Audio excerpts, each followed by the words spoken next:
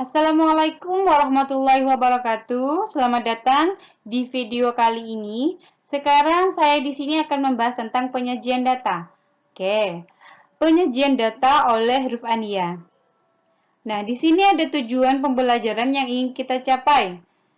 Yang pertama adalah peserta didik mampu menganalisis data dalam bentuk diagram batang.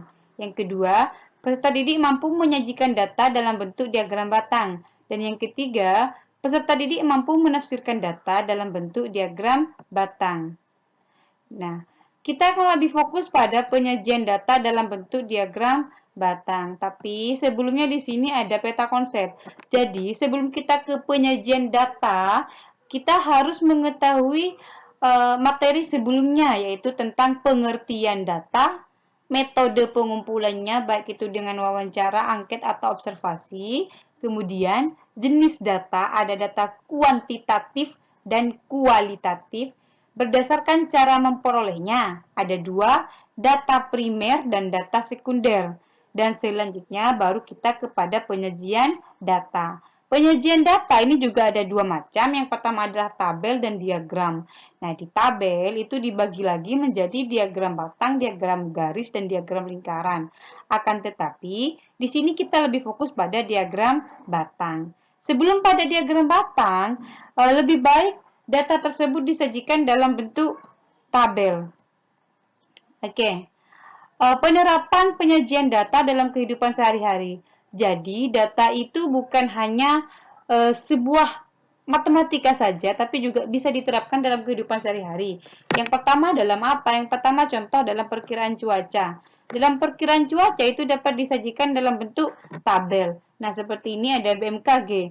Badan Meteorologi, Klimatologi, dan Geofisika Stasiun Meteorologi Juanda, Surabaya. Nah, di sini ada beberapa informasi yang bisa kita dapatkan.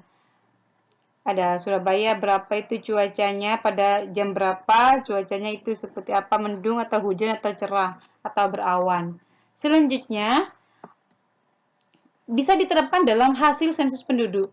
Nah, ini. Jadi, hasil sensus penduduk. Sehingga ini dalam bentuk diagram batang, sehingga kita akan lebih mudah untuk membaca dan memahaminya. Seperti itu. Oke. Selanjutnya, apa sih penyajian data itu? Penyajian data adalah kegiatan menampilkan data dalam bentuk yang lebih mudah dipahami melalui tabel, grafik atau diagram atau bentuk yang lainnya. Seperti itu. Nah, ini ada penyajian data dalam bentuk tabel.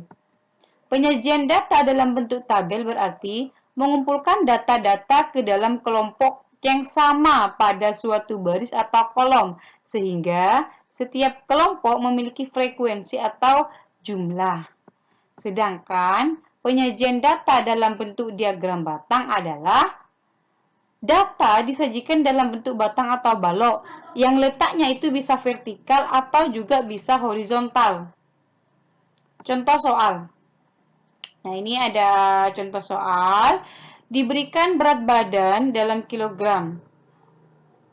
Kelas 7 MTS Almanar Menara. Ini ada beberapa data. Berat badannya itu ada 41, 38, 40, 39, 42, 40, 39, 40, 41, 40, 39, 40, 38, 42, 39, 41, 40, 40, 40, dan 38. Perintahnya adalah sajikan data di atas dalam bentuk diagram batang dan tafsirkan. Maka, langkah pertama, walaupun ini disuruh dalam bentuk diagram batang, untuk lebih mudah memahami dan mengubah ke dalam bentuk diagram batang, maka harus disajikan dulu dalam bentuk tabel. Nah, yang berat badan dan banyak siswa atau frekuensi, yang berat badannya 38, itu ada 3, 39 kilo ada 40 ada 8, 41 ada 3, 42 ada 2. Kemudian, setelah disajikan dalam bentuk tabel, maka itu akan lebih mudah menyajikan dalam bentuk diagram batang. Diagram batang bisa disajikan dalam bentuk horizontal. Nah, yang horizontal jumlah siswa, berat badan itu vertikal. Nah, lihat aja. Oke, 42 ada 2 siswa, 41 ada 3, 40 ada 8, 39 ada 4, 38 ada 3. Oke. Atau kita bisa menyajikan dalam bentuk diagram batang vertikal. Nah, kalau dalam bentuk diagram batang vertikal, maka ini banyak siswa itu vertikal dan berat badan itu horizontal. Hasilnya sama, cuman bentuknya yang berbeda. Tapi hasilnya, baik itu dalam bentuk tabel, diagram batang horizontal, diagram batang vertikal, itu sama saja. Oke. Selanjutnya tafsiran data. Nah, banyak banget tafsiran data yang dapat diperoleh dari diagram batang tersebut. Tapi ini hanya ada, kita tulis hanya ada 6 poin. Nah, apa bedanya membaca dan menafsirkan? Kalau membaca itu kita membaca apa yang terlihat saja.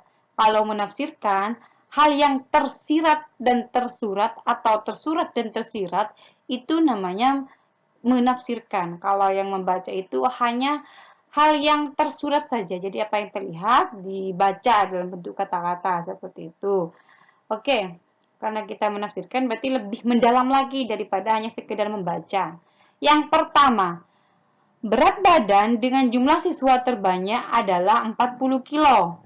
Ya kan? Yang hijau itu kan 8 siswa yang terbanyak ya. 40 kilo. Selisih siswa yang memiliki berat badan 39 kilo dan 42 kilo adalah 2 siswa. Benar ya? Oke. Yang 39 kan ada 4 siswa, yang 42 itu ada 2 siswa, sehingga 4 dikurangi 2 itu adalah 2. Jumlah siswa dengan berat badan 38 kilo dan 41 kilo adalah 6 siswa. 38 kilo ada 3 siswa. 41 kilo ada 3 siswa, sehingga 3 ditambah 3, 6 siswa. Yang keempat, jumlah siswa kelas 7 adalah 20 siswa. Nah, jumlah keseluruhan, maka kita tambahkan dari yang berat badannya 38 sampai 42 berarti 3 tambah 4 tambah 8 tambah 3 tambah 2. 3 tambah 4, 7, tambah 8, 15, tambah 3, 18, tambah 2, 20. Oke, yang kelima, perbandingan jumlah siswa yang memiliki berat badan 40 kilo dan 42 kilo adalah 4:1. 40 kilo ada 8, 42 kilo ada 2. Karena perbandingan, maka sama-sama dibagi 2. 8 bagi 2, 4. 2 bagi 2, 1. Sehingga di sini perbandingannya adalah 4:1. Yang keenam, siswa yang memiliki berat badan 39 kilo sebanyak 4 siswa. 39, 4 siswa. Oke, dan masih banyak informasi-informasi lainnya yang bisa kita peroleh dari diagram batang tersebut. Oke. Sekian video pembelajaran kali ini. Semoga bermanfaat dan sampai jumpa. Assalamualaikum warahmatullahi wabarakatuh.